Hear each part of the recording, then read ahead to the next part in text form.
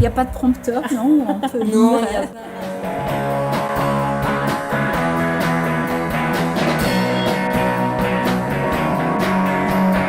Bonjour, je suis Hélène Touillon, donc je suis coordinatrice du réseau d'éducation prioritaire sur la ville de Montceau-les-Mines.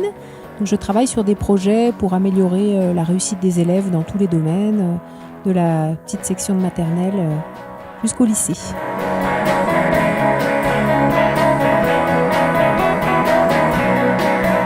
Bonjour, je m'appelle Sylvie Marna-Moreau et je suis documentaliste au collège Jean Moulin de Montceau-les-Mines. C'est parti d'un gros coup de cœur sur le film qui s'appelle donc À voix haute, le film sur un concours d'éloquence en Seine-Saint-Denis.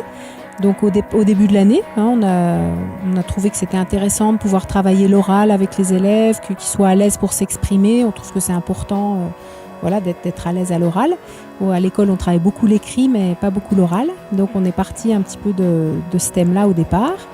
Et puis ensuite, on a travaillé sur l'expression corporelle, la manière de poser sa voix, le regard, les silences, tous ces aspects-là de l'oral. Et puis petit à petit, on est parti aussi sur les idées, comment argumenter ses idées, comment mettre en avant ses idées. Par rapport à l'argumentation, moi ce que je trouvais intéressant, c'est d'amener les élèves à comprendre ce que c'était vraiment qu'un argument. C'est-à-dire il ne s'agit pas d'affirmer quelque chose, et quand on affirme quelque chose, ça veut dire qu'on est sûr de ce qu'on dit, qu'on a vérifié et qu'on peut aussi donner des exemples. Et là, moi je trouve que par rapport justement à tout ce qu'on peut voir et toutes les informations qui circulent sur le web, ce travail de vérification n'est pas toujours fait. Et donc ça paraissait important pour qu'un débat tienne la route, qu'on puisse déjà être capable d'étayer véritablement ces arguments sur quelque chose de vérifié.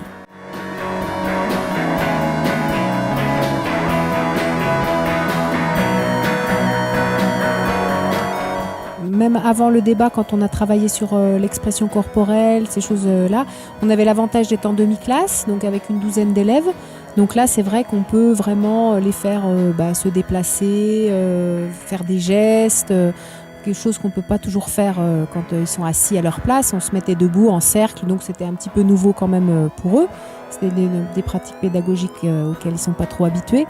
Et puis après, oui, sur le débat, on leur laisse beaucoup la parole en fait. On est beaucoup en retrait, donc là-dessus, on les laisse aussi animer le débat et puis prendre la parole.